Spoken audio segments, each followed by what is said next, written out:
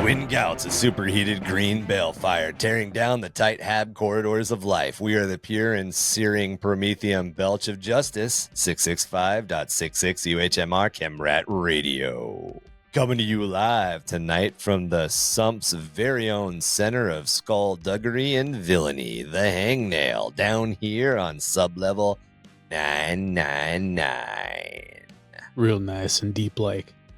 It also looks like it's going to be another scorcher in the Habs, Gobbo, as Razor Ice Storms are tearing into the outer walls of the Hive. Somebody explained to me why the Cog Boys can never get the air recyclers to work during the bad ice falls. In fact, somebody explained to me why we're constantly getting comets thrown at our planet. Gotta get on that grind, Marky. That clean ice. Oh, cleaner it is, the less it burns. Oh, wait, that's the wrong kind of ice. Cleaner the ice, the better creds you get. Yeah, stay away from the yellow ice. We got to stop letting him get into the recaf supply, the pepper supply, right? Recaf guy. Right before we fucking record, man. Also wondering if the life of ice piracy would pay more than this Vox piracy. I am your neon splattered captain of audio dissonance, Goblin King. Joined by my crew in audio criminality, the midshipman maverick of mayhem himself, Marky. Moo. A lot of M's in there. I thought I'd just add to it. And our own personalized violent answer to those deep yetis. It's the razor-clawed polar bear of the Frost Hollow, Chuckerfly. Rar. Don't do that, Chuck. You guys are fucking killing me today. You're absolutely killing me. Talking about all this ice and all this piracy. You guys ever see that movie, Ice Pirates? That's totally what I leaned into for this intro. Yes. You ever see that, Marky? Seen the movie Ice Pirates, dude. Oh, dude, if you haven't seen Ice Pirates, you have to watch Ice Pirates. Oh, my God. The ship gets space herpes. I'm not kidding. This spaceship gets space herpes. Space herpes, weirdest time fucking travel, movie. everything's in it. Oh, my God. It's great. It's great, dude. If you haven't seen Ice Pirates, you have to watch Ice Pirates. I'm so confused. So, Ice Pirates is a movie that came out around the time of A New Hope. Between A New Hope and The Empire Strikes Back, there were a bunch of companies that essentially tried to like capitalize on the Star Wars phenomena. And Let's just say the production wasn't quite there. One of those movies was Ice Pirates. And back in the day, when Netflix, that's how you say that, became a streaming service for the first time, back when most people were still getting DVDs a month, and they opened up the streaming side, there were like 25 movies on streaming, and Ice Pirates was one of them. And that is the only reason I have seen it. Because we were early, oh my God, we were early streaming customers. It was back when I ran my t-shirt shop. So we're talking like 2006, 2007, 2008 probably. And it was a really slow day, and we turned on Netflix in the warehouse portion on the projector. So like this giant ass fucking screen, and we watched Ice Pirates. And after Ice Pirates, because it was one of the other few movies that was on there, we watched, I think it's called Dark Star, which is like the precursor, the like kind of proto Alien. It's somewhere between Alien and Star Wars. It's like almost horror, it's the precursor to, it's a really fucking weird movie too. And we watched Krull. Oh, I love fucking Krull. Krull's fucking amazing. You can't rag on Krull too much because Liam Neeson's in it. We're gonna have to reopen movies. What was your movie night called? Sump movie night or whatever? Probably. I don't know. That was year one, man. Yeah, we did like two of them. And I was like, I got to spend time with my kids. I'm sorry. Like I can't just watch movies endlessly. Much as I'd like to. You got some awful movies to catch up on. Speaking of awful movies to catch up on, welcome to episode 106, Horus Heresy, The Coming Storm, Part 3. As we covered in our last episode, the Alpha Legion had been dispatched by Horus to the Paramar system, taking the Pharaon of Paramar relatively quickly, which was a heavily fortified void anchorage, roughly located mid-system, and then moving on to try to take the Paramar Nexus and Panopticon on the planet of Paramar V. However, this proved a much tougher nut to crack, mostly thanks to their infiltration being foiled by the chance arrival of a small fleet of loyalist Iron Warriors. With their infiltration force eventually lost and then the ship above the planet, the rest of the Alpha Legion moved in and sprang into action to take the planet, rushing the now awakening planet and bursting through its defenses with a desperate gambit, as 3 Alpha Legion frigates made broadside strafing runs only a few hundred kilometers above the world itself, tearing a wide path through Paramar V's orbital defense weapons, a tear that the Alpha Legion was now looking to exploit. This is the cliffhanger from last week. Yep, Marky's favorite. It's like the 5th time I've said it, because I'm waiting for it to happen, but it's about to go down. It's started going down. I'm waiting for it to go down. It started going down last episode. They flew 3 fucking frigates into atmosphere and opened up with their weapons at like 120 feet above the ground, and made it back out. Somewhat went down, but like you'll know at that point of when it's gone down, when it goes down. You know what I mean? Oh yeah. I get you. I know what you're saying. Not saying. It's like that scene in the new Top Gun, where they're just strafing really hard and they just do that climb. They're playing volleyball half naked on the beach. Yeah. Sure. Yeah. I didn't know this was a Slanesh episode. Totally understand what you're talking about. Are you talking about the first one though, where they were half naked playing volleyball? No. Because I think that seems talking better. About the second one. Oh, I think the first one's better. They're playing football. They're playing football in the second one. In Maverick, they're playing football, not volleyball. Yeah. Half naked football. Marky, get it right. Oh, sorry. Marky just saw half naked and checked out. I forgot whether it was the first or second one. I don't know. He's like, I just see jubbly bits. And we're like, Marky, those are guys. He's like, did I stutter? Did I stutter? I see toes everywhere. All right. So how are you comparing oil covered abs on the 78-year-old luminary of the Scientological Church, Tom Cruise, to the Paramar 5 invasion, Chuck? Yeah, I'm curious. Well, it's for spoiler alert for those of you that haven't seen it yet. But it's that whole scene where they're taking the Hornet and they're diving down into that canyon. They got to make the breakneck speeds to climb back out. That's the frigates. Oh yeah, they totally did. Like if you don't make this exit vector, you're gonna fall apart, and they fall apart. I get it. That's a good comparison. Yeah. And just like Tom Cruise, as soon as he fell down a little bit, David Miscavige just crept in there to rub the shoulders a little bit. I guarantee you, anytime a Scientologist starts listening, like they get like 5 minutes in and they're like, fuck these guys. Don't worry, Scientologists. We give the Christians plenty of shit too. Paramar 5 falls. The Alpha Legion continued to bombard the planet, forcing the Mechanicus to continue to confuse the skies. But Haro Master Aurelius Dighton's gambit had succeeded, and the Alpha Legion began its ground invasion.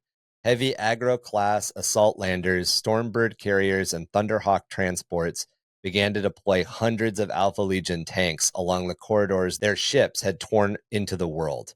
On their heels came the gigantic mass conveyors of Legio Ferranis, which blotted out the 3 suns before its massive doors fell open and the titans of the Tiger's Eye stomped forward. Following about their massive legs came the beetle-backed hovering carryalls of the Tegmenta Stellara, battle automata, and other arcane war machines of the Dark Mechanicum hanging below them in iron cages. We've mentioned the Stagmata Saturel already. We did last episode, and we'll talk about them quite a bit in this episode. They're just the name of the Dark Mechanicus, like Scutari force that's here. So you're not missing out. There's not some weird arcane subdivision. It's literally just like Archmagos Humperdinkle. This dude is Stagmata Saturel. He's just one of the guys. It's just one of the divisions. I shouldn't say he's one of the guys. It's one of the divisions of the Dark Mechanicum. The Hero Master wasn't interested in a siege. This was to be a massive armored spearhead assault, holding back no reserves and leaving no defenses in its wake to fall back to.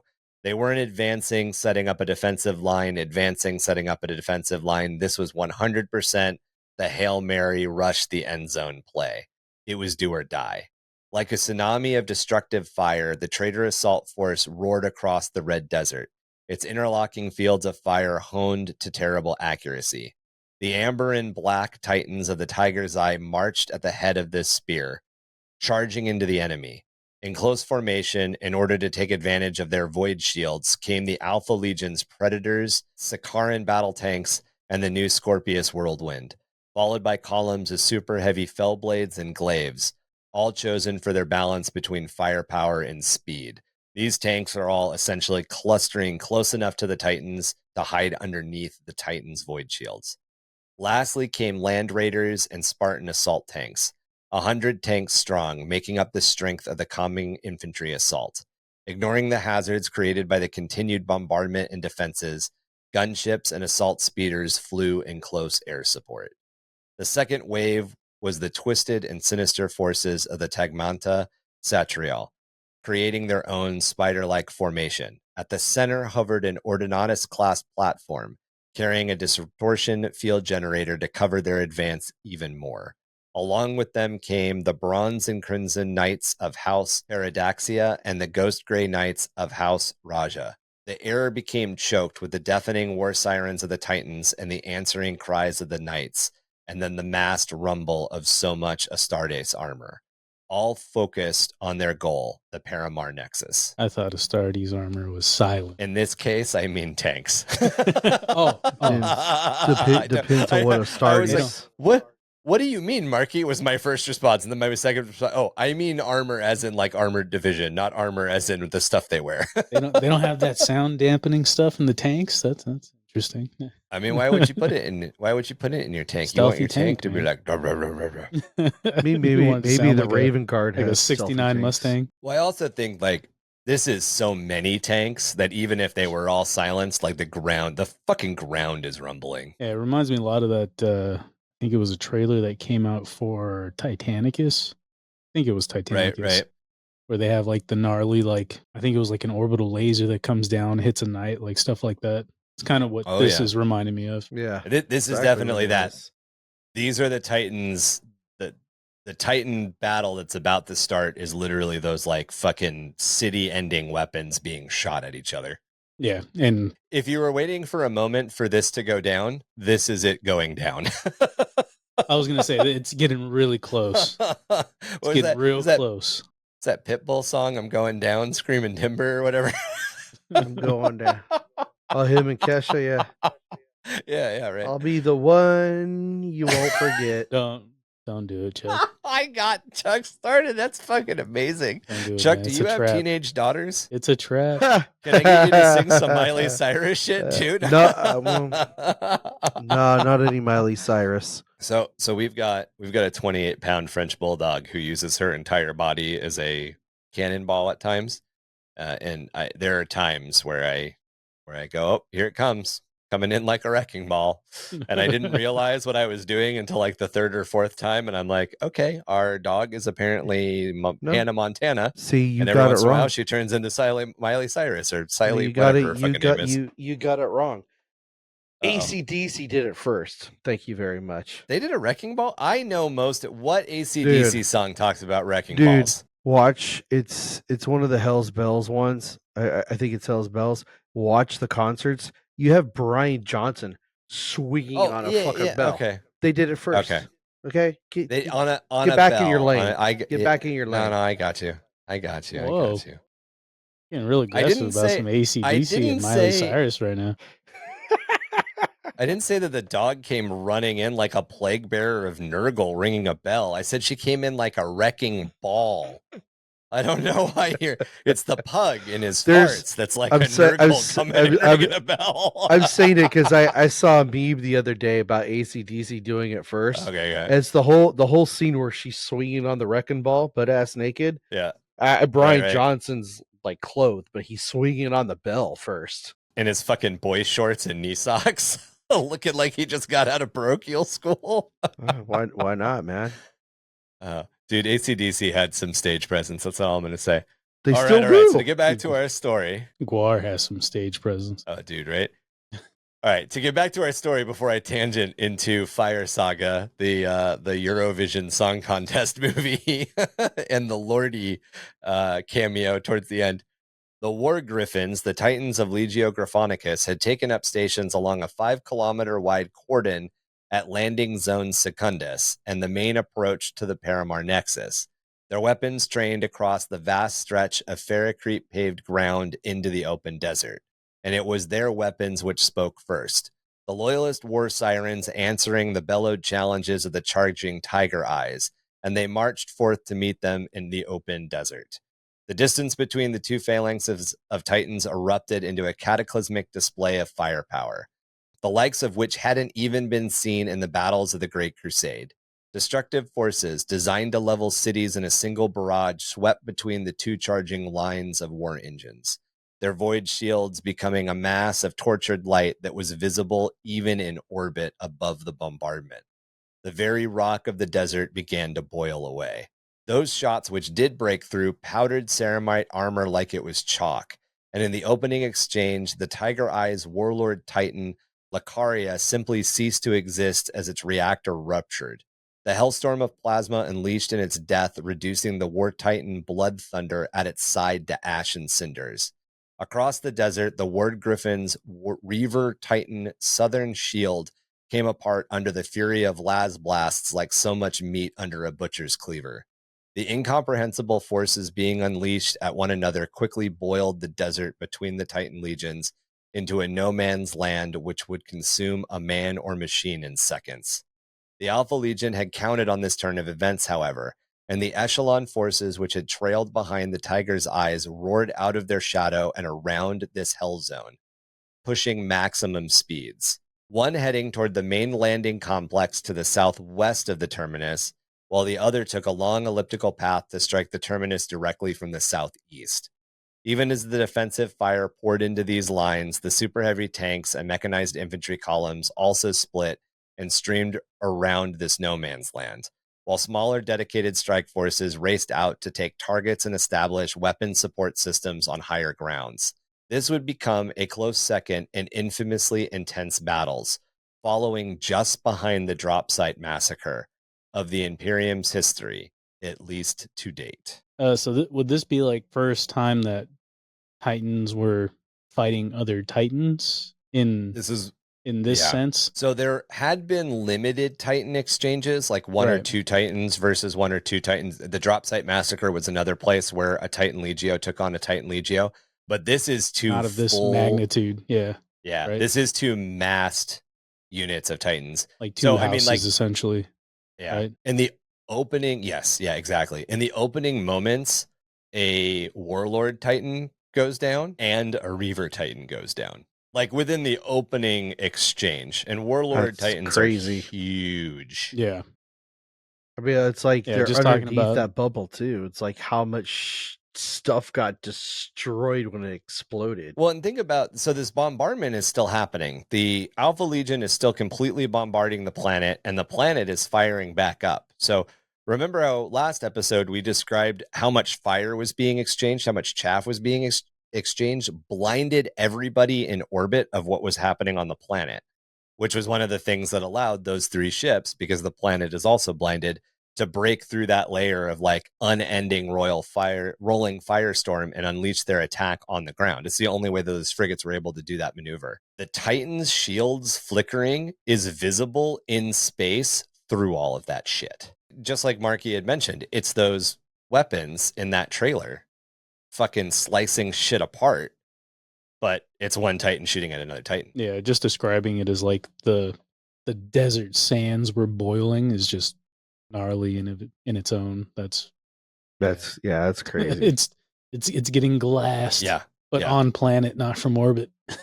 Right. And some of that's just from the void shields. That's not necessarily the weapons fire. Some of that's just the interaction of the void shields with the surfaces they're touching.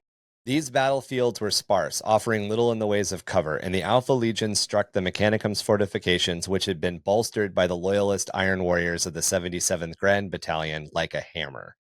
As the conflict stretched into its third hour, the dueling Titan legions still tore into one another, although the numbers on each side had been savagely cut into. The landing zone that they warred over was covered in dust clouds of radioactive fallout and littered with the wreckage of fallen god engines. To the southwest, the Provender and their supply complex had swiftly fallen and then been secured by Alpha Legion Harrowmaster Armulus Dighton himself, a secured position which he now used as a fire base to lay into the terminus itself. As a quick aside, Provender and Terminus are terms used in this case just much like they had been used in the railroad industry in our own timeline. The terminus being the end of all lines, just like if you guys have seen The Walking Dead, that place where all of the railroads meet and there's a bunch of like stockyards and giant warehouses and stuff like that. Chuck, correct me if I'm wrong. Those are terminus lines. That's where the railroad, it doesn't necessarily end there, but it's like a place where they all collect. It's like a main, it's like a main hub. Right. And then a provender is actually an older term which deals specifically with the practice of selling cattle.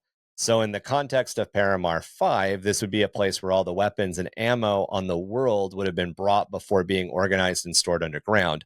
Although there is probably also some contextual horror here and how the Mechanicus potentially uses the cattle of the penal colonists and the menials that live in this system before forcing them into service as either Scutari or servitors. So provender might be the word used here, just in the same way, because the Mechanicus treats the people that it's about to turn into essentially living weapons as cattle. And that's your little bit of grimdark here. We're rolling the grimdark bones for y'all. Yeah, more meat for the grinder kind of deal. You got to think when you're dealing with so many human beings, galaxy spanning, galaxy spanning human beings. Yeah, I mean, the Paramar system is 28 planets. It's either 28 or 38 planets. I can't remember exactly. And they're all most habitable? of them aren't habitable. Oh. They're not comfortably habitable. I was but say, two even of if them, they're not habitable, I'm sure they have exactly. some kind of station or base that they're living on, just like we would if we had Mars before it's terraformed, because they're terraforming planets also. Just because it's not livable on the surface, they can live underneath. They can build bases on top that survive the planet's atmosphere. Yeah. And the way that they describe Paramar 5 is like Mars from the Arnold Schwarzenegger Total Recall movie, where you can survive outside for a it wasn't Ghost. Couldn't. Yeah, not that. It was I think it's Ghosts of Mars with not LL Cool J, with Ice Cube. Do you guys remember that movie? Ghosts of Mars? I don't think I've seen that. No. It's a lot like some of the other like sci-fi movie depictions of Mars where you can exist outside, you just need a rebreather. It's not like Mars really is, but you could go outside on Paramar 5 with just a rebreather. You didn't need to be in an entire sealed environmental suit. So kind of like Avatar. Yeah, that's a really good example. A lot like Pandora in Avatar. It's not comfortable because it's cold as fuck or hot as fuck. And, the dust storms are going to slice up your skin. It's not an environment you want to be in, but you could survive it with just a rebreather mask. So even Paramar 5 is going to have a huge menial population. And the Mechanicus, even more so than the Imperium, and we'll get into it the deeper we get into the Mechanicus, but the good Mechanicus, we're not even talking about the dark Mechanicus, the good guy Mechanicus, and the largest air quotes I can possibly put on the word good guy, literally see human as just more meat. You are just more meat for the machine. Oh yeah. I know we've kind of mentioned it in the past, but everyone is Soylent Green. Yeah. The process of becoming a Scutari, they take like a grinder and they slowly grind your limb off. And part of the ritual is that you are not supposed to scream or cry or make any noise while it's happening. And they do it without... you're a bitch. Yeah. And they do it without anesthesia. So you're not anesthetized. You can't make noise, and they don't do it quickly. Like think about any of those time-lapse videos that exist on social media of somebody like using a belt sander on a piece of wood. It's a belt sander on your fucking arm starting at your fingertips. That's the process of getting a mechanical arm as a Scutari. And the process of becoming a servitor is not much prettier. Yeah, you're just lobotomized. And then body parts are replaced, and then they're like, okay, now we're going to code you to flush this toilet every time I take a fat shit. And now you are now my toilet flusher until you die. It's like having the permanent guy that has the chicklies in the restroom, but he's half robot. And you don't have to tip him. And there's a little bit of an argument as to whether or not you're actually lobotomized. You may just be locked in your head. The process of becoming a servitor is a fucking horror story. Yeah. I'm gonna go with, based on one book, you're probably locked in your head because that's a punishment. Oh, It would no. We'll refer to that book when we talk about servitors. I can't remember. It's not Cain because it's an inquisitor, but an inquisitor is literally walking through a servitor factory and he's like, oh my God, what the fuck do we? An inquisitor is like, oh my God, what the fuck do we do to people? Like, I cannot believe this. And I it's mean, it's a Mechanicum servitor factory, right, Chuck? That's not the book I'm thinking of. I'm thinking of Oh. it's Ren's World. Oh, got you. An initiate fucks up and really bad, and that's his punishment in the morning. Oh, got you. Marky, what were you going to ask? I'm sorry. I was just gonna say, from a grimdark point of view, it would make more sense to just be locked in your head until you get blown up. It almost kind of reminds me of remember the movie Gamer, where they have those dudes that are like Yep. NPCs. And they're like, okay, while these dudes are all killing each other, you're gonna be sweeping the floors. You're the John Leguizamo janitor guy. You're just like, I'm locked in my head, doing this NPC shit, and then you get blown up by a rocket launcher because it's this is You're in 40k. the wrong place. Yeah, in the wrong place at the wrong time. Stuck in your And head, but you can't control yourself. Yeah. Servitors and tech thralls by the Mechanicus are used for all sorts of jobs. One of the big jobs they're used for is lugging heavy shit around. One of the biggest, heaviest things, especially in a war zone, is ammunition. So there's just servitors literally going from point A to point B with boxes of ammo while fell blades are firing and titans are stomping around and knights are shooting. And if the dude that they're delivering ammo to dies, but the ammo spot is still there, they're going to keep delivering ammo to that spot until they die, until they get squished. And if the dude inside the servitor's coding is at all conscious of what's happening, he's just like, you have to be screaming the entire time. You're locked into your body, which isn't listening to you. And you're just you're essentially watching, knowing that you're going to be fucking horribly mutilated and murdered. But there's no respite. It's over. Yeah. I was gonna say, I think there was another guy in that same movie, the Gamer movie, where he's like a cashier and he's just like counting money. Yep. But he's over like and just over and stuck over in again. that. Yeah. Yep. Same idea. We'll definitely have a servitor episode because servitors are quite horrifying. Alpha Legion headhunter squads ranged out of the Terminus complex to scour the area. Their dual purpose to purge survivors and locate ingress points into the subterranean complex they knew lay below them. Things weren't going as smoothly, however, to the southeast, on the far side of the Titan battle, where a large detachment of Iron Warriors' super heavy armor supported by dreadnoughts had attacked from concealed underground silos. This eastern battlefield had been effectively cut in half, with the Iron Warriors' own super heavy Stormblades, Falchions, and Typhoons slamming into the rear of the Alpha Legion's push, buying enough time and confusion for the Dreadnought Talons and Legio Graphonicus battle automaton to charge to within melee range of the traitor's armor. In this case, the Alpha Legion steams over these underground silos, and then the Iron Warriors leap out and attack from behind. If you've seen the first Dune movie, exactly what the Fremen do to the Sardaukar. The Sardaukar come over their position, and then the Fremen jump out at them from the sides. But it's tanks jumping out at tanks. It's tanks ambushing tanks. However, both sides have been pretty equally matched and had eventually only been forced apart when a Glaive's Volkite Carnonade blasts ruptured an underground pipeline, claiming heavy casualties on both sides, even as it forced them apart. By the 5th solar hour, the speed and overwhelming force of the Alpha Legion had taken its toll, and the battle was swinging swiftly in the traitors' favor. While they had suffered heavy casualties, bastion after bastion had fallen to them, and the Loyalists had been pushed back until only the Terminus remained to resist. The siege automaton of the Tagmata Satrial and the knights of the Atraxis Centaurus Lander had been what finally broke the Iron Warriors' Castellum strongholds which guarded it. But even with their defenses in ruins, the Loyalist Iron Warriors Astartes wouldn't retreat and used their last action to rain their dwindling supply of grenades down on the Thalax units before they had to flee because they had no weapons. And they didn't flee, they're Iron Warriors. They tactically retreated, they fell back. Warsmith Kyr Valen himself, his body smashed, had to be dragged from the rubble by his apothecaries. his bolter still rattling in his hand as he spat hate at his foes. The shadows of the dozen or so surviving titans of Legio Ferranis looming out of the battle fog to finally seal the doom of the Terminus. Against the massed firepower of the Tiger's Eye's surviving titans, it was only a matter of time before the Terminus cracked and fell. Master Dynet watching impassively from atop the wreckage of his own legion's super heavies as Myrmidons of the Tagamont Satriel tore the gates of the Panopticon asunder, before giving no quarter as they slaughtered all they found within.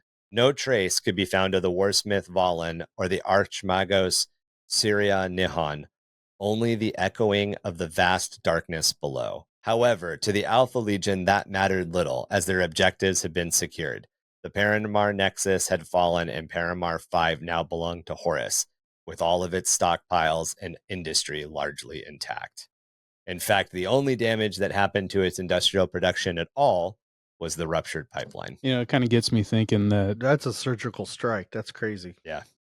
battles like this only really happened in 30k, Yeah. where like of this magnitude, right? Where you have multiple titans fighting each other. Because once you hit 40k, these things are so rare, and so whatever the opposite of abundant is, sparse, scarce. Yeah, so scarce that you're not getting battles of this magnitude of Imperium units. Where, I mean, you might have it like, you know, you have a warlord titan versus like, you know, a gnarly tyrannid force, but you're not getting titan, you know. You're Titan not getting a versus Legio like to a show line. up. Yeah, you're not getting a line of titans and another line of titans in armor like fighting each other at this magnitude in 40k. Yeah. And a lot of that is because it's of rare now in the lore. Yeah. And a lot of that's because of the heresy. The heresy wore all of these stocks down, and it killed a lot of the people that knew how to make this stuff. Right. Yeah. I mean, I hate to break Lost that tech. subject, but man, if people could see this right now, this is beautiful. And how can they see this, Ryan? If you join us for $3, $6, or $9, you can see a beautifully sculpted diorama of the inside of the phalanx. Yeah, that's actually super dope. The drop That pods is like mid mid deployment. Mid-loading. Yeah, it is That's fucking sick. fucking It's awesome. very cool. News of the conquest of the Paramar system came to Horus as a barbed gift, for it was not only one shy of a flawless victory that he had hoped for, but it came with fresh requests from the Dark Mechanicum for reinforcements. The Alpha Legion had departed just as swiftly as they had shown up, staying long enough only to replace their losses and resupply from Horus's brand new stockpiles. The Tagmata Satriel protested that their manpower wasn't enough to hold the system alone, as they feared that not only would revolt come from within the subjugated penal and menial populations, but also counterattack could come from without, from the Imperium. This forced the War Master's hand in moving military assets to bolster the system's defenses, forces that he had intended to use elsewhere, for it was not a prize that he could risk losing back to his enemies. Unsubstantiated reports claimed that Horus responded to the Alpha Legion and their Primarch with barely suppressed fury following the events at Paramar. His demanding missives sent to Alpharius stated that an explanation for his actions were needed, to which the Primarch of the Alpha Legion offered a response in two parts. The first response was the one that he made in the open. His legion had done all that they had been asked for. Their orders had been to take the system, not garrison it. The second part was deeply encrypted and intermixed into the message of the first, in a form of an ancient Terran proverb. Malkara Nuln Kaya J. The devil is not mocked in High Gothic, which is actually part of a longer saying, when evil faces evil, the devil is not mocked. While this can be seen as a pretty cryptic overall message, it's also very clearly, when you know the full line, when the evil faces evil, the devil is not mocked. This is Alpharius telling Horus to go fuck himself. This is literally, I did your fucking job. Go fuck off a peer, asshole. The most poetic and what's the word? Nice. In a nice way. In the nicest way. It's like, with all due respect, go fuck yourself. Yeah, exactly. With all due respect, go fuck yourself. He's also flat out saying, I'm the devil. Don't mock me. I'm worse than you are. Like, that's the real message. And consequently, I did a little bit more digging into Alfarius and Omegon specifically because there's this whole idea that they were the shortest of Primarchs. And one of the things that kind of comes across is that when they wanted to be, they were short and could easily blend in with their troops. However, when they needed to reveal themselves, you fucking knew you were in the presence, thank you, of a fucking Primarch. Like, they would humble themselves somehow or hide themselves somehow within their own units. But when they needed to, psychic trickery for your eyes. Yeah. But when they needed to be Primarchs, it was one of those things where people were like, oh, fuck, we're going to die. So I have a hard time believing that they were actually shorter. I think it's a little bit more kind of what Chuck said. But again, we're going to have to get into a side quest and talk about the Cabal here coming up and their deals and misgivings. And a fair amount of that is also going to center around the 40k conspiracy theories that are the Alpha Legion. So we'll get a little deeper into all of that. But it just a little tidbit I wanted to toss out because we talked about it last episode. Yeah, it kind of reminds me of there's this anime called Overlord. And the guy has like not to get into weeb territory, but it's one of my favorite like scenes from an anime because it's just there's always like Dragon Ball Z, you have like the power level thing and whatnot where like Goku can hide his power level, and then when he releases it, they're like, "Holy shit, it's over 9,000!" That type of shit, right? Well, they have one of those scenes in this anime where he's like a super powerful sorcerer. And they're like, "Oh, he's just like a Lich King or a Lich. He's not that powerful." And he's like, "Oh, hold on, let me take this ring off that hides my power." He like pulls the ring off, and the chick that can like read power levels or read magic levels, she like just starts yakking and throwing up. Yeah, it's she's over just like 9,000. Yeah, exactly. And she's just like throwing up, and she's just like, "Get out of here! He's gonna kill us all!"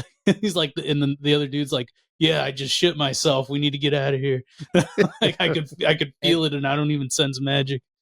And so little of the Alpha Legion's like origin is known is it could be something like that. There could be something in their cloaks because Omegon and Alfarius are also described as having incredibly intricate armor and these really, really special cloaks. So it could be something in their cloaks that just makes them appear shorter. It really could be. It could be an alien technology, a Xenos technology we don't know about. It could be a psychic thing. It could be essentially, it being a psychic thing, it being like a magic ring that hides their power. It could totally be any of these things. And we'll get into it. We'll explore. We'll get deep into the Cabal and what the Cabal was doing, especially since it's kind of an interesting story that is not Space Marine centric. That's true, but you know what I like about them too. How can you compare them to D&D? They'd be like bards. Oh yeah. No. What's the class that's real tricksy all the time? If I were to make Alfarius and Omegon into D&D or Pathfinder, like traditional role-playing, fantasy role-playing classes, I would make Alfarius a paladin, a blackguard, a fallen paladin, and I would make Omegon a rogue. Because Omegon definitely does a little bit more of the like sneaky shit. Yeah. To speak further on them, what I don't know personally enough about them, so I need things to tie them to in order to kind of like help me out because I'm not smart. You need a visual comparison. Yeah, I gotcha. Like would you call him like Aquaman? Like we talking the Dothraki king kind of dudes? Like what would be the equivalent in as far as like a character or an actor? Like what actor? Actor. Well, based on the artwork, it kind of looks like what's the actor that plays the Mummy in the Mummy movies? I don't know his name, but I know who you're talking about. I was thinking like Jason Statham. It's because like that kind of commanding presence he has. Of course, the bald head. I mean, like. Keep explaining why you're going that way, Chuck. I'm gonna look up the actor's name. Well, because based on all the artwork I've seen, because I think you bald art. Yeah, they're bald with sharp, they're like big bald guys with sharp features. They look like Hitman, right? Right there. There he is when he's Arnold Vosloo. Yeah, when he's the mummy photo though, the one on down right. Yeah, that. Yeah, right here. Okay. That right there, Marky. That's what I picture, at least the head up. Yeah, I get it. I don't know why Which you I'm chose sure the half naked people- picture, Chuck, but Why? Chuck always does. he looked Hey, the same you in know all what? of them. But you're like, I mean, what's that naked one down there? That one? Yeah, pull that shit up, Eh, Ryan. Having seen, no, it was but Rugen. then I thought I somebody, was I'm going to sure blame somebody Chuck, but it could, was yeah. Rugen. Somebody, I'm sure, would argue that that looks like Horus as well. We've all seen part 1 of Dune, right? Yes. Okay. So you don't the new Dune. You don't see a lot of him, but you get a glimpse of Dave Bautista as Ribbon Harkonnen. Oh yeah, That's how I think Dave Bautista could channel Alfarius really, really well. okay. I actually think he could do both. And the reason I think he could do both is I think with roles like Raban and there's a couple of other roles that he's done where he's been a little bit more unhinged. He's definitely shown the more like unhinged, barely contained rage monster version of himself.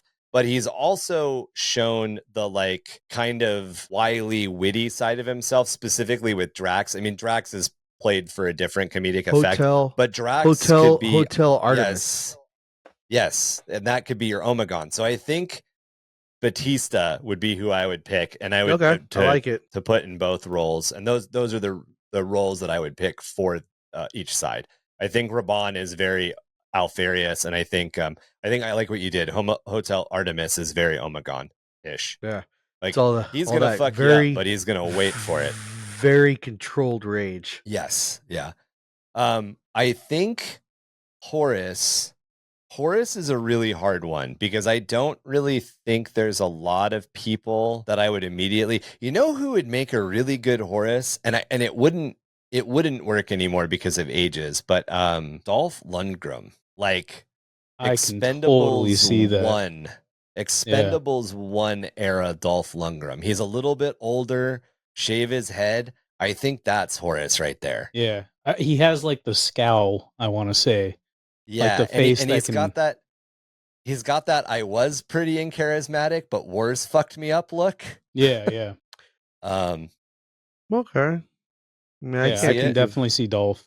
I could see it, but he's too pretty in Rocky. So Rocky 3? No, Rocky 2? Rocky's like what Horus looked like it probably before he's full traitor. Yeah, exactly. Dolph Lundgren in Rocky is Horus pre-traitor. The only reason I don't think you could do it nowadays is because obviously Dolph is older, much older at this point, retirement age. I'm ruminating on who I think would make a Dorn now. Speaking of Dorn, we're going to move now to the Battle of the Phall system in 007.M31. Great question, by the way, Marky. After Rogel Dorn had intercepted the Death Guard ship Eisenstein and was informed of Horus's treachery at Istvan III, the Primarch of the Imperial Fists had responded by dividing his legion in two. He would lead the legion's veteran companies to Terra to inform the Emperor of the betrayal that was unfolding. Meanwhile, Sigismund would lead the remainder of the legion as a retribution fleet to the Istvan system, meant to reinforce the loyalist elements within the traitor legions, unify them, and then strike back at Horus. However, shortly before the fleet was to depart from the Phalanx, Sigismund met with Euphrates Keeler, who warned him of a cataclysmic battle that was to come at Terra. Sigismund then decided that his duty was to remain at his Primarch's side, going against Dorn's orders, and so he requested that the command of the fleet be given to someone else, and that command eventually ended up falling to Captain Yonad. Now, this is the moment that I mentioned a couple of episodes ago where Sigismund pissed Rogel off. Rogel agrees to it, but Sigismund goes from boy number 1 to boy number 2, and he doesn't lose boy number 2 until the Battle of Terra. And most of it is because Sigismund went to Euphrates, who is, at this point, essentially a seer.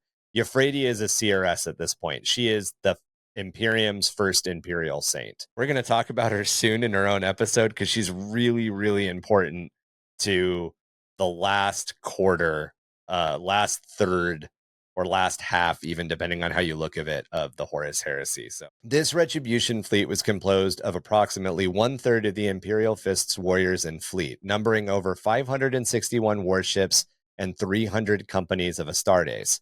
Remember, this is roughly 100 Space Marines and their attached command squads and captains. So on the low side, we're talking about 30,000 Astartes. Those forces were then augmented by the Astra Militaris from the Sol system and elements of the Saturnine Reserve Fleet. And the Astra Militaris from Sol system, at this point, the Astra Militarum doesn't exist, but this is kind of a hint as to where that name came from. Sol Systems Imperial Guard was the Astra Militaris. Just word forms, where the words come from, how the words became the ones that they are in 40k. This is just one of those little tiny glimpses. And the Saturnine Reserve Fleet was the Saturnine systems, the Saturnine Solidites, were the largest ship producers in Sol during the unification era. So before the Great Crusade started, the Emperor needed to make good with the Saturnine Solidites in order to get essentially all of these warriors, which became the core of the Sola Auxilia, and then a bunch of the ships that he would need to move out. And thankfully, that went really well. They were like, brothers, help us with the orcs. Terrible storms had spread across the warp at this point, actions that were assumed to have been taken by the Chaos Gods to support Horus and obstruct the Imperium's response to the events unfolding in the Ishtvan system. These storms threw off the Imperial's first retribution fleet, blocking astropathic means of navigation and communication, even while this turbulence destroyed almost a third of that fleet itself. These events reduced the fleet to 363 warships and claimed the lives of Fleet Master Yanad, passing command down to Captain Alexei Polaks, the former's greatest pupil. Eventually, the fleet was able to find a way through the warp storms, although they lost a further half of their astropaths during attempts to communicate to Terra. Finally, the break they found led them into the Phall system, and Fleet Master Polaks ordered the Retribution fleet to set up temporary bases of operations, fearing any additional losses might suffer if there was any additional attempts at warp transit from this safe harbor. So is this happening like in tandem with what's going on the planet that the... Yes. The things that are all happening at the same time are the Paramar system is happening, the Battle of Phall is about to happen, and the events at Calth are starting. Like, this is all essentially happening at the same time. This is the order it happened. Like, this happened, like, the Battle of Paramar 5 started, like, a month before this, and then this happened, and then the Calth happened, like, 3 weeks into it. Like, it's that level of, like, myopic. Yeah, the whole thing, like we talk about with the timeline, too, is it's, like, opposite ends of the galaxy and the warp storms. Yeah, exactly. So everything gets broke up a little bit, but it's like almost all happening. And as the Phall system, the Battle of the Phall system comes to a close, we'll see where they are and where they get spat out, because they do not get where they're trying to get. Also, I kind of expected you to bring this up, Chuck, but Fleet Master Polaks was not well received because he was a junior captain. However, he's the one in the book that wakes up in space, right? I believe so. But he was Fleet Master Yanad's like greatest pupil, and as before Yanad died, he's like, "This is the dude. I'm not going to argue. This is my second." This is one of those things too, where we talk about how you're talking about the number of companies and how big these legions are. I forget what he is, but he's like captain of like the 125th company. So it's like you're just sitting there going, "Oh my god! Like how many companies are there?" There were 300 companies in this battle group when it set out. At this point, there are not. There's like 150 companies left. But I mean, they lost 15,000 troops in warp storms. That's how bad some of this shit that's happening is. Take that to a 40k standard. That's the equivalent of 15 chapters blinking out of existence. Yeah, it tells you how epic everything was in 30k. Which would just devastate, would break 40k's military strength. The Phall system itself contained 2 habitable agri-worlds, Phall 1 and Phall 2, both being registered as peaceful and loyal to the Imperium, if only lightly populated. Captain Amadis Tyr, a veteran commander, pushed to resume attempts to navigate to the Ishtvan system. This is one of the captains that did not support Polaks being the boss. But Polaks favored caution, allowing Tier 10 ships to search for a break in the warp storms which should allow full transit to the Ishtvan system or communication directly to the Imperium. So Pollux' orders were twofold. You find a passage to the Ishtvan system and we'll take it. But you also need to be looking for a direct line back to Terra. We have to communicate what's going on. Once they had established themselves in the system, however, the Imperial Fists discovered no trace of the populations of either Phall 1 or Phall 2, and Pollux brought the fleet into a status of high alert. The ships formed into a constantly changing spherical formation at the edge of the system, allowing for effective defensive operations and rapid warp translation if ordered to withdraw or proceed to Ishtvan. The crews drilled constantly as commanders developed contingency plans for defending the fleet, all while the surrounding system was surveyed in detail, and Pollux ordered reserve supplies to be used in fully repairing the vessels under his command. All hell breaks loose. The Loyalist fleet was unaware that after the traitor victory at Ishtvan 5, Horus ordered the Iron Warriors to intercept them, believing that such a large force of Imperial Fists couldn't be ignored. Ahead of the attack, Iron Warrior scouting ships had collected intelligence on the Retribution fleet, which was then psychically transmitted to hundreds of psi-amplified devices across the system, making a robust traitor network, boosted by savagely cybernetically enhanced astropaths directly wired into their communication systems. These devices would detonate in massive psychic blasts, transmitting their information through the warp storms and then back to the main fleet.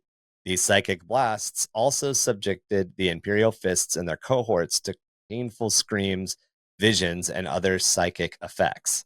These blasts even killed some of the human crew across the fleet. However, it was determined that they were not attacks but psychic signals of some kind. While the Imperial Fists could not determine who was behind these devices, they assumed it was the prelude to an attack from an unknown enemy. As if letting them just steep in the environment of mounting paranoia, the Iron Warriors' surprise attack came weeks after the psychic violence, and 141 days since they had exited the warp into the relative calm of the Phall system. Commanded by Primarch Perturabo himself, the Iron Warriors' fleet ripped from the warp within firing range of the Imperial Fists' fleet. This vanguard of Iron Warriors' attack was composed of over 100 vessels and a jagged cone formation, with its tip being made up by 24 grand cruisers and battle barges. The Contrador, at its center under the command of Captain Aramis Glog of the 11th Grand Company, and hundreds more sat ready and at their flanks and backs. Within the first 4 minutes of the attack, the Iron Warriors destroyed the battle barge Hammer of Terra and 10 other vessels, crippled 30 more, while severely damaging 46, all told claiming the lives of another 36 Imperial Fist companies. Jesus. Yeah, it's bad. Yeah. So basically the Iron Warriors depopulated these two agri worlds, found everybody that they could force into becoming an astropath, used cybernetic technology to force them even further into the astropathic ways. And not nicely. Like, these are like psycho surgeries done without anesthesia, and then made them into satellites and scattered them around the entire system. So as soon as the Imperial Fist showed up, these guys would basically go, oh God, they're here, and explode, which would send a signal out. And it did two things. The first thing it did was it let the Iron Warriors know they're there. And essentially, the more explosions happened, the more the Iron Warriors were able to pinpoint the Imperial fleet. And then the second thing that it did was it basically just released a bunch of confusion of psychic noise, which the Imperial Fists, being, as we've talked about in the past, pretty staunchly anti-psychic, didn't know how to react to. And they were just like, man, the warp's really fucky here. This isn't really good. Yeah, something bad's about to happen. It occurred to them that something bad was going to happen, but they didn't have the education or foresight to figure out what that bad thing was, essentially. Is this the starting point of the rivalry between Imperial Fist and Iron Warriors? Or no, it's been there the whole it's time. always been a rival. Oh, okay. Yeah. They've basically been at loggerheads since the Great Crusade. Essentially, this is kind of the beginning of Perturabo going crazy. Okay. Is this battle. But essentially, Perturabo had always kind of felt that he was second fiddle to Dorn, because Dorn was always given the better assignments, and in air quotes, the better assignments. And really what it was that the Iron Warriors were a little bit better at sieging, and the Imperial Fists were a little bit better at building defenses. So because the Iron Warriors were better at sieging, when there was an opportunity for long siege warfare, they were given that planet.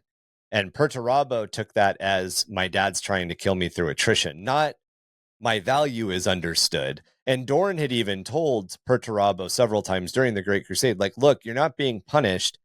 You're the best of us at doing this, which is why you're being given these tasks.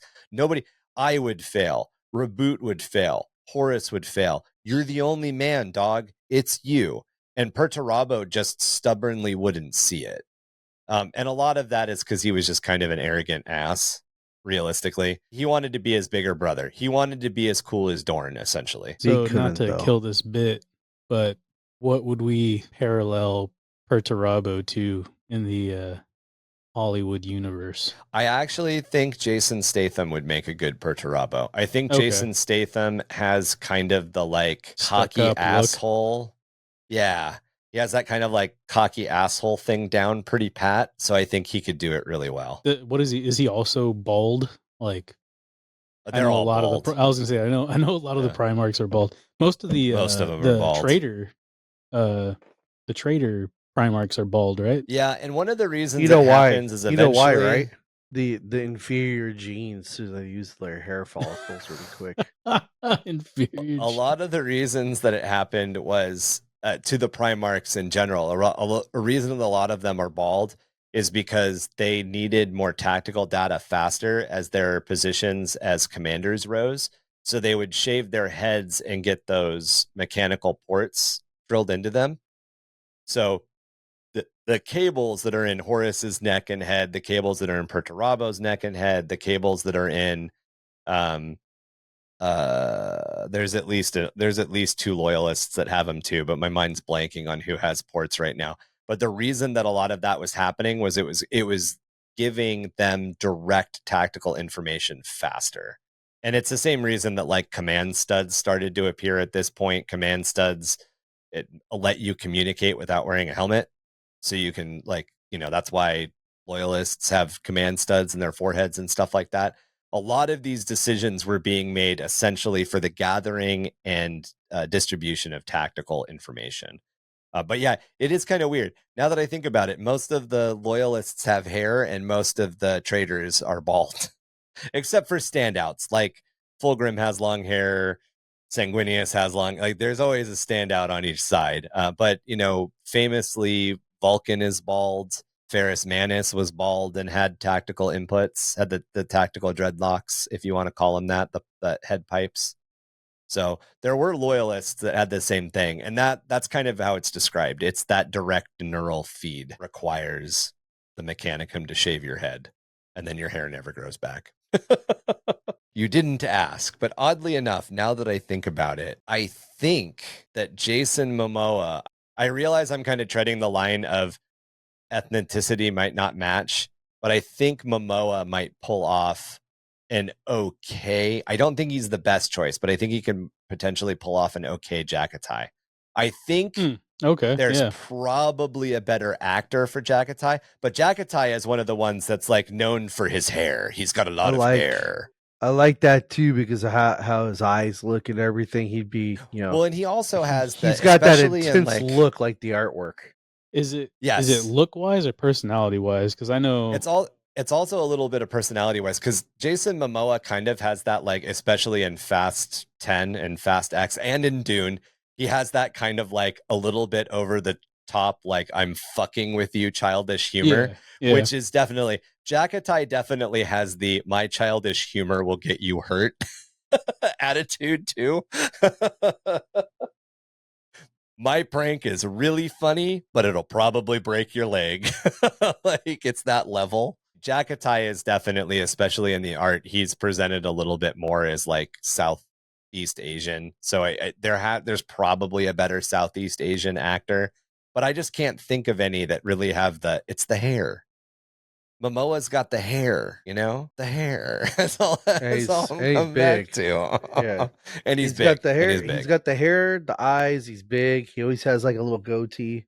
So he just looks like the artwork already. And that's really where we're kind of stuck with a lot of them. Like Vulcan, Dwayne The Rock Johnson would be a good Vulcan. I think I can never remember how to pronounce his name, but the guy that played the general in Rebel Moon, you know who I'm talking about. Like he's got a really cool name. It's like Dijon The director? or Dijon. No, the actor. The guy that plays the director. No, the dude who plays the general in Oh, You know Rebel what I'm talking Moon. about. Oh, I haven't seen Rebel Moon. Okay, he's in Gladiator. He's the guy who helps Russell Crowe and like becomes his friend. The black dude. The black Oh, actor yeah, who's yeah, like yeah. he's He's got a in really he's cool in name. everything right now. Yeah. He's all Star-Lord? What is Yes, that? That dude. He would make a really good. I think he'd be another really good shoe-in for like Vulcan. I think he's also up in the running for like kind of a bigger, tougher actor that I could see playing a Primarch. But we're kind of stuck with those like modern action superstars. I think we'd probably have to toss Idris Elba up there because he also kind of does that. Yeah. Oh, you know who would make a good reboot? I wasn't even thinking about this, but I don't know where my brain went there. Daniel Craig. Think so? Like Yeah. personality wise, not looks wise. Oh, I think personality and looks wise. Think about Daniel Craig in 007. Blonde hair, blue eyes, kind of pretty. I don't know why I said kind of pretty. Pretty? Really pretty. He's You don't more- think Daniel Craig is ruggedly handsome? I feel like he doesn't have the jawline because like when you think of reboot, you think like Buzz Lightyear, Oh, yeah. freaking jaw You kind do of deal. kind of think like that's a good point. I didn't think about that. But if I think Daniel Craig would. Could I fit. think he could fit. Yeah. And then the other one that I just thought of was Orlando Bloom, like circa Lord of the Rings. That is either Sanguinius or probably Fulgrim, to tell you the truth. Fulgrim. He'd be Fulgrim. Totally, Yeah. definitely Fulgrim. Yeah. Anyway, these are good. I Keep feel hitting like us if with these, Marky. Leonidas was blonde, he would make a good reboot. Yes. Not Daniel Craig. Gerard Butler. Yeah. He's But definitely up there. I don't know if he could pull off blonde like and actually be believable, No. I guess. Give him white hair, make him Dorn. Yeah, we're also kind of leaving out some of the other, like there's some other great actors out there. I was trying to think of a Dorn, like a really good Dorn. I was thinking like a Russell Crowe. Yeah, I like think- Gladiator, Russell Crowe. Yeah, I could see that. Yeah. Even him No. now that he's older. I mean, he's playing everybody's dad He's- right now, but He's big right now. Ryan Gosling, come on. Ryan Gosling is Dorn. Ryan Gosling as Sanguinius.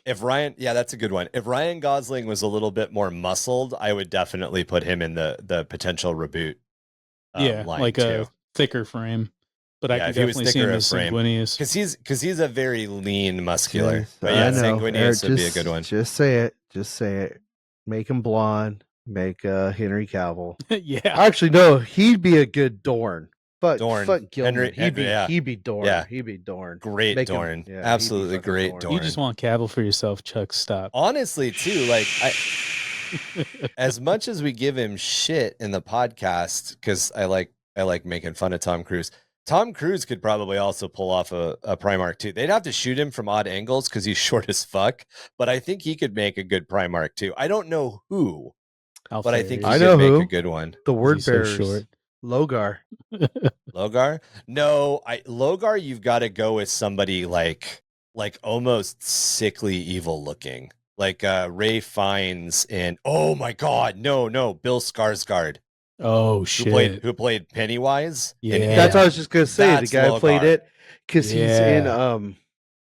he's in the new John Wick. Yes. He's in John Wick 4. Yeah. So that would be a good logo. Oh, Him bald. Oh, fuck. And Jesus even Christ. the other Skarsgård, any of the Skarsgård brothers, they'd make good Primarchs too. Yeah, the Skarsgård brothers would do well. I don't know how. I was trying to figure out where the dad would fit, the guy who plays the Baron, but there's Yeah. not really a Primarch that fits the Baron. You know who he would be? He would be good as a Maldacor. Dark Mechanicus guy. Oh, that's good. But point, we'll too. cover him when we get to him. Yeah, I don't want to. Yeah, we're we're, way we're off. on a way That's a big tangent. tangent. I don't want to ruin the bit when we start getting into the other Primarchs. Well, and all of our answers will change because we'll reveal more information about the That's true. Primarchs. That's And, true. right. But I think there's probably a well of actors we haven't even tapped. There's TV actors we haven't tapped into yet. You got to remember that. Terry Crews. How could we leave out Terry Crews? Fuck, Terry Crews has to. Okay, I'm getting off. All right. Focus, Ryan. Marky just told you to focus. He's going to start prodding you with the cattle prod, the remote control cattle prod. I'm telling you guys, it's not fun to be Mechanicus. The cattle prod's right next to the prostate. Talk, knowledge servitor, talk. Hit the button. The Iron Warriors' strategy was to plunge themselves into the heart of the Imperial Fist's fleet, scatter their formation, and then turn and destroy them piecemeal. However, the spherical formation and high readiness of the Retribution fleet denied the Iron Warriors a decisive point to target and enabled the Imperial Fists to quickly adapt their posture to defend. History recorded the Iron Warriors' attack on the Retribution fleet as a fist punching through an orrery of smoke. Perturabo, meanwhile, had ordered his staff to locate and capture Sigismund, who he believed was in command of the Retribution fleet. When it was reported to him that the lower order Alexei Polox was instead in command, he became so enraged that he critically wounded Captain Barossa, who had brought him the news.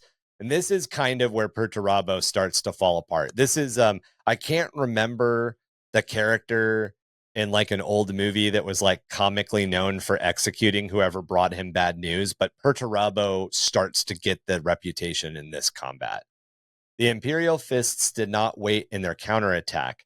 Areas of their formation withdrew, reformed, held firm, or feigned retreat in a graceful response to these oncoming traitors, before conducting brazen maneuvers to bring their own attack against the Iron Warriors' fleet in the void battle that claimed millions of lives among the crews of both sides.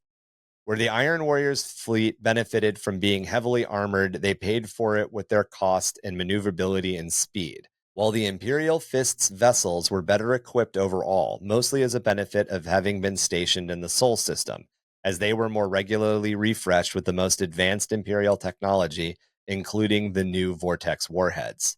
As the battle waged on, the Imperial Fists gained the advantage. Slower battleships drew fire while fast strike groups conducted hit-and-run attacks against the edge of the Iron Warriors' cone-like formation, peeling back its layers of defenses one at a time. Captain Andromedas Tyre of the Halcyon, we mentioned him earlier, who led one of these strike groups, achieving an unheard-of kill ratio of 4-1. So in his strike group, for every 4 battleships he claimed, he only lost 1. Which, pretty fucking amazing. It was Captain Tyr. Go ahead. I was going to say, like, a way I think people should envision this is how you were talking earlier about defense and siege. It's the two of them going at it, but in space. Yeah. It was Captain Tyr who discovered Perturabo's flagship, the Iron Blood, at the center of the Iron Warriors formation. Upon reporting the discovery to Fleet Master Polox, he was ordered to assume command over a subfleet of 50 ships and execute the traitor Primarch. Tyr and the Halcyon led a group of a dozen other strike cruisers to strike at the forces defending the Iron Blood, drawing it into a battle. It was then that an additional 15 Imperial Fists warships rushed in from below, targeting the Primarch of the Iron Warriors escort vessel and launching 1,300 Astartes in a boarding action against the Iron Blood itself, with Captain Tyr at the boarding action's head. While the fighting aboard the Iron Blood was fierce, the second wave of Imperial Fists, which had been sent to reinforce the boarding action, never arrived.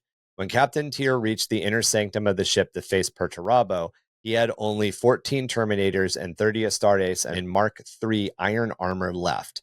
Eventually, all of the Imperial Fists would be killed in their assault against the Primarch, except for Navarra, who was taken alive but severely wounded. So this is one of those moments where, like, if that second wave had showed up, Perturabo probably would have died. But, you know why he didn't show up, right? Are we getting to that? I don't know, Chuck. Are you going to explain it to us right now?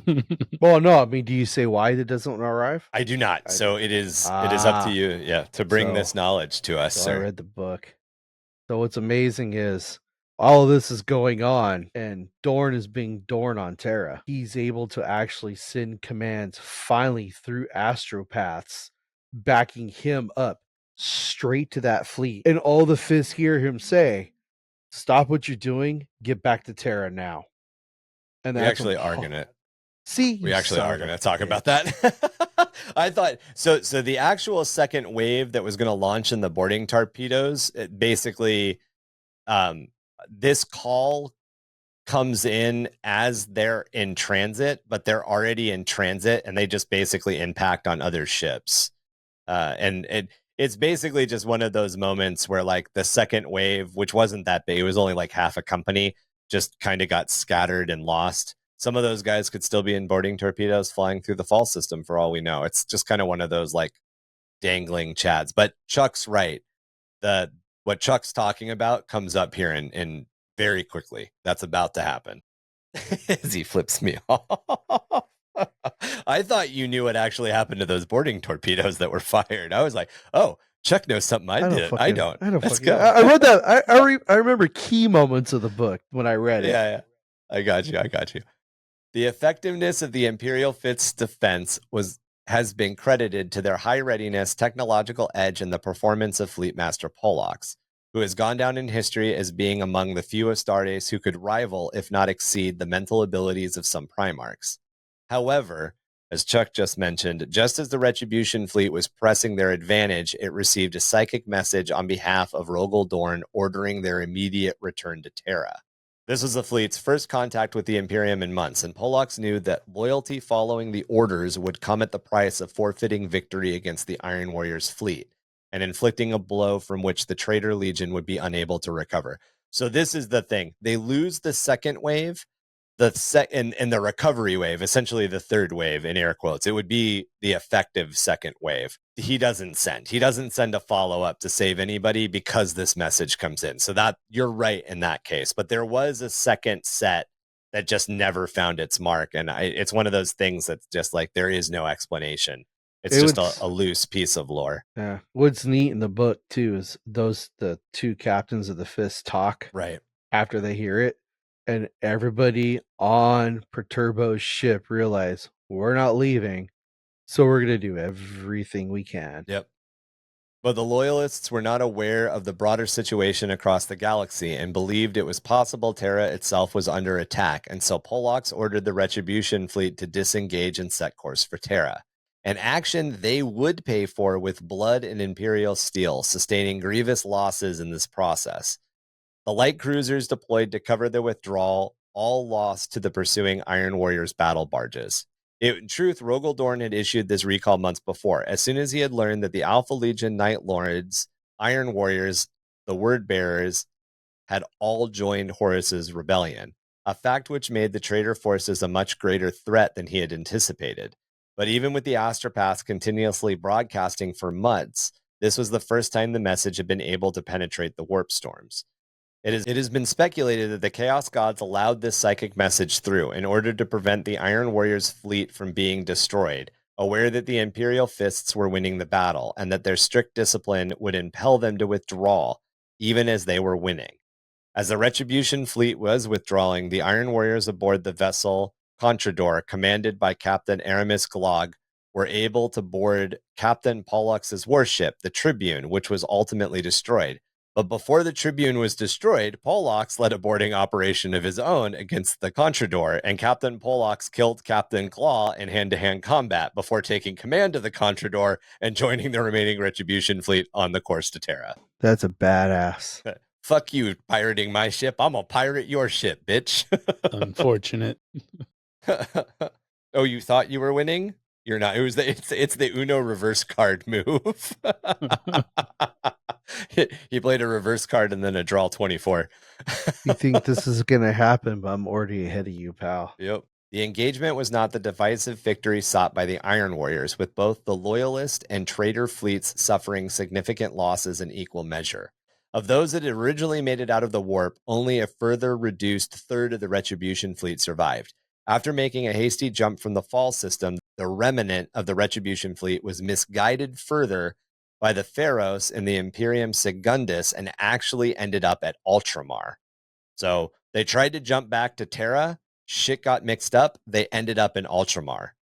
Meanwhile, following the Imperial Fist's withdrawal, Perturabo smashed the consoles on the bridge of the Iron Blood in a fit of rage when it became clear that his forces escaped defeat only because the Retribution fleet's sudden and seemingly suicidal withdrawal. In the months after this battle, Perturabo became increasingly gloomy and volatile, to the point where even his closest captains could not be sure of his favor or rationality of his judgments. A sure way to provoke the Primarch's rage, Foryx later remarked to Baron Falk, was to speak of the Imperial Fists in any terms other than hatred and contempt. So Foryk and Barak Falk are two high-level Iron Warrior captains. They're warsmiths, I believe is what they're called. The Imperial Fist's failed assassination attempt on Perturabo aboard the Iron Blood also is what prompted the Primarch into the creation of the Iron Circle, a bodyguard unit composed exclusively of Domitar-class robots. I feel like it's those it's those guys that screw with their manager. Like they'll go in and like they know what pisses them buttons to off. push. So that they know what pisses them off. So they're The warsmiths are definitely that at a certain point, and they play off each other too, because as Perturabo becomes more paranoid, they all become more paranoid. It's really kind of weird. It's like he infects them. Still funny. It's almost like they were messing with him. They start doing that. They start fucking with each other. It's Dwight and Dwight what's his face from The Office. Yeah. And Jim, thank you. So as a quick note, before we jump into the next battle here, sometime before all of this, Corax and the Raven Guard have returned to Lycosis to rebuild and recover. So this is after Istvan 5 Dropsite Massacre and its aftermath have concluded during this intervening time, because all of this shit's kind of overlapping and happening during the same time. And Corax and the Raven Guard returned to Lycosis, which is their home planet, to essentially attempt to rebuild their legion. And that's where we get to the Battle of Ravendelve in 007. This is another good book. Yes. Following the Dropsite Massacre at Istvan 5, Raven Guard had not only been devastated, but infiltrated by a number of cosmetically modified Alpha Legion Marines. Under the command of Omegon, Alpharius' twin brother, and the second Primarch of the Alpha Legion, who is in hiding on the planet Kavar. The Alpha Legion planned to recover an extremely important artifact that the Emperor had given the Primarch Corvus Corax. This artifact was a piece of the Primarch Project's gene seed, which allowed the Raven Guard to produce a new generation of super soldiers. Omegon, meanwhile, fermented dissent on Kievar, particularly among the tech priest guilds known as the Order of the Dragon, which greatly resented imperial rule over their forges. Kievar was once operated by a technocracy run by the trade guilds that were overthrown by the uprising led by Corax on Lycosis and the coming of the Imperium. While they had once been powerful, the Imperium and the Mechanicum forces had taken the world and then disbanded most of those who had been connected to this old structure of government. Omegon and the operatives of the Alpha Legion exploited this during their infiltration of the planet and made contact with the remnants of the old tech guilds, promising them a return to their former power. Omegon made his base of operations out of the largest city, Nebrik, in the Wellmental district, and he kept a constant eye on the operations of the entire planet. His goal was to destabilize the world enough to gain the gene seed technology that the Cabal had informed Alpharius and Omegon could be obtained by Corax. One of his contacts, Yindin Nethiri, of the White Iron Guild, informed the Primarch that Manufactorum 30-8, which produced supplies for power armor, was being scaled back, and Omegon had Alpha Legion operative Versen plant his own operatives to keep an eye over the facility. Omegon then met with Guildmaster Aramond Eloquy to convince him and his followers to turn against the Mechanicum and join with Horus. However, Eloquy was skeptical and fearful of reprisal until Omegon explained the disaster that had befell the Raven Guard's forces. Magos Unithrax then joined the meeting, initially causing Eloquy distress until Unithrax revealed himself as a member of the Order of the Dragon, who serves another that wasn't Terra and sought to take control over the Mechanicum forces. Eloquy was still uncertain over what to do until Unithrax mentioned that the events were already unfolding and that any who standed against him would be crushed. Before Eloquy could leave, Unithrax injected him with a neurotoxin that would kill Eloquy if he betrayed them. It was only after this meeting that Unithrax updated Omegon on the spreading rebellion of the Red Planet, which we know became to be known as the Schism of Mars. So, just to give you an idea of how all this shit is overlapping. Yeah, it's Go funny ahead. how you were saying that they infiltrated the Raven Guard. It just makes me picture them straightening their hair, dyeing it black, maybe not getting a Putting a tan. lot of white powder and makeup on, walking around looking like the Crow. We talked about it during the Drop Site Massacre episode as prominent Raven Guard captains and stuff were dying or they were being found on the killing fields. The Alpha Legionnaires who stayed behind were getting cosmetic surgery to look exactly like that guy. And then they were wandering around until the Raven Guard found them and brought them in. The Raven Guard or the Alpha Legion like went above and beyond to sneak into the remnants of the Raven Guard specifically to pull off this heist. Because they even talk how like even the armor that there's Raven Guard survivors, all they have is their left pauldron, but all the rest of their armor is a mismatch from traitors, loyalists. If I even remember right, there's some of them are really skeptical of some of them when they come back because they even have their memories, which is crazy. Yeah. Well, because they would use I was the gonna say they're organ. eating the brain matter. Yeah, they're doing the organ to recall everything. With all of this legwork in place, an Alpha Legion Legionnaire embedded inside the Raven Guard, codenamed Alfarius, managed to corrupt the new Geed seed with extracted demon blood, which turned the new Raven Guard warriors into abomination. It was then that Omegon made his move, and the rebellious tech guilds were directed to attack the Gene Labs at Ravendelve. The rogue tech priests had considerable resources at their disposal, including the Imperator Titan Magnus Cassius, 3 Warhound Scout Titans, and several thousand Skitarii soldiers. But this attack was a distraction manipulated by Omegon, and the initial wave of rebels were quickly slaughtered by the Raven Guard defensive emplacements. Omegon, supported by his Raven Guard infiltrators and 50 legionnaires from the battle barge Beta, intended to destroy the remaining gene seed stocks of the Raven Guard, ending any hope that they could rebuild themselves. While Omegon's infiltrators moved to wipe out the Raven Guard gene seed, the Primarch himself stole the same gene tech that Corvus Corax had used to create the Raptors. So this was that special artifact the Emperor had given Corvus, and Corvus had used it to make the Raptors. Where Omegon was successful in stealing this technology and his infiltration forces slew Chief Apothecary 6, they were discovered by a Gabitio who had been onto the spies' efforts since before they arrived on world. This was one of the Raven Guard that Chuck was mentioning kind of always knew some shit was going down. Finally cornered, the Alpha Legionnaires were all struck down or committed suicide to prevent being captured. As Omegon departed Ravendelve, Corax organized a general offensive against the now abandoned rebel forces, and loyalist Skitarii and Titans from the Legio Vindictus joined the Raven Guard in scouring Ravendelve, then driving into Kavara proper. Meanwhile, Horus received the supposed stolen G-Tech from Alfarius, but in truth, the Alpha Legion twins had given him a false copy, keeping the real product for themselves. With that, we are one step closer to the Battle of Calth and the oncoming of Erebus's Ruin Storm, which would bring the beginning years of the Horus Heresy to a close. It's those last few events and the Ruin Storm itself where we will pick up when we return to this story in our next episode. Yeah. I gave you closure, Marky. I gave you closure. About time we don't end on a cliffhanger, man. Starting to kill me every week. So if you guys remember, Corvus had his jump pack raptors, and then by the Siege of Terra, I know the Alpha Warriors and maybe the Word Bearers also have raptors. They've got the Chaos Raptors. So this is where that comes from. That gene seed modification that made better jump troops. This is kind of that thread. Don't forget that poor Corax trying to rebuild his legion. Poor Corax.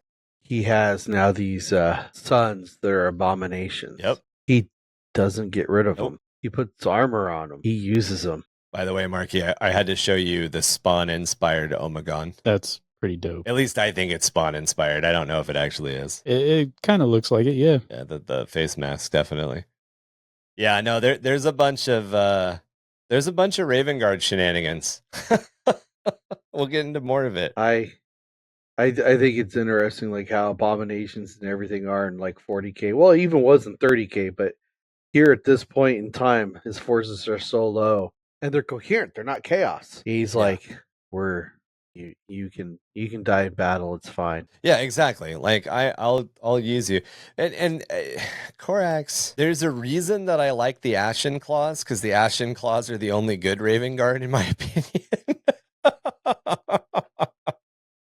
Anyway, it's so weird that I fell in love with like this weird rebellious like quasi traitor faction chapter through the Horus Heresy, but like I've picked my Space Marine chapter, y'all. I've picked the guys that straddle the middle, just like the Carcharodons.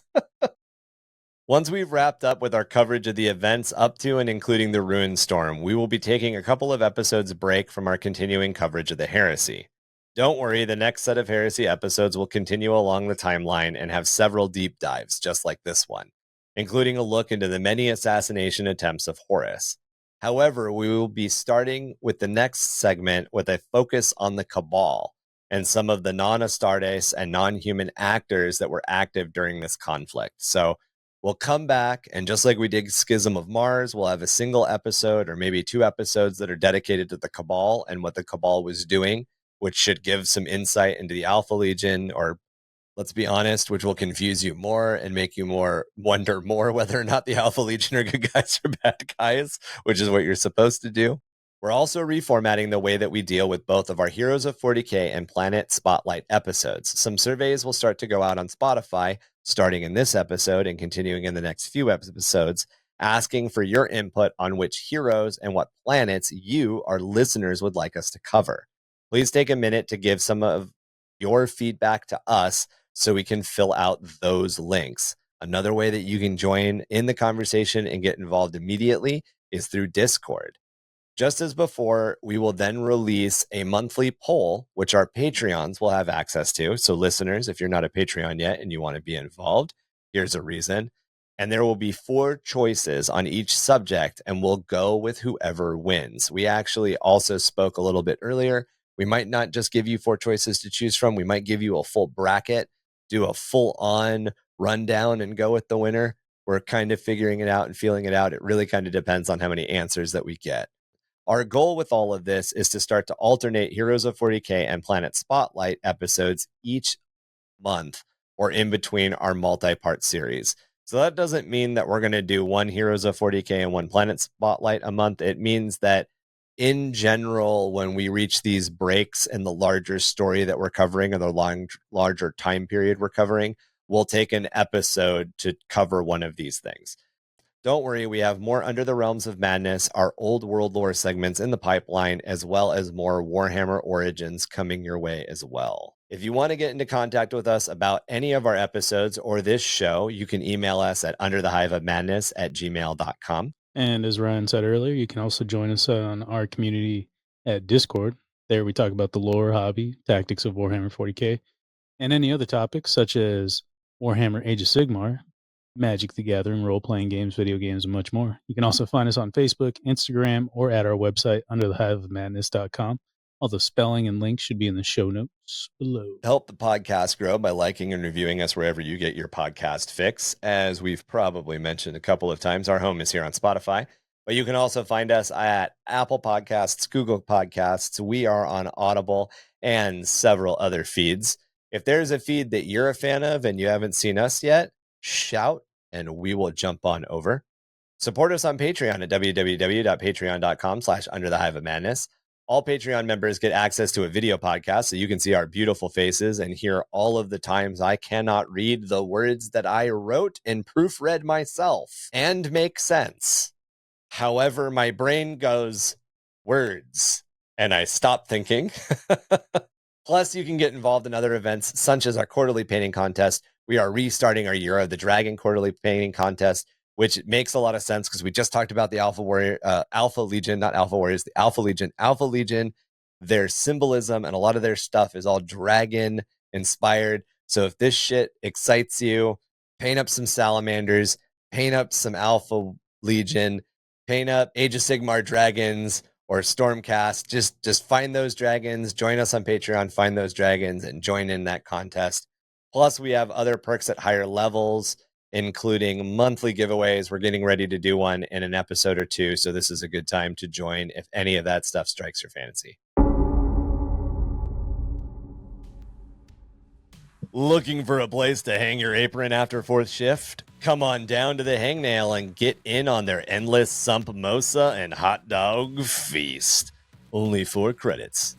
The Hangnail is neutral territory for all of the Hive gangs, including those who carry Arbites badges. Badges. We don't need no stinking badges. Fucking perfect. The rebellious spirit that makes your mother go, oh no, and faint. We are the screaming vengeance of truth. 665.66 UHMR Chemrat Radio. Reminding all of you Chemrats, Hive Mice, and Sump Ghoulies to keep those dials fixed. Right here, same ratty frequency for a dose of the same ratty-ass attitude. In the Underhive's veil where shadows wail, beware the four-armed emperor's deadly trail. Y'all motherfuckers. Buy that for $1.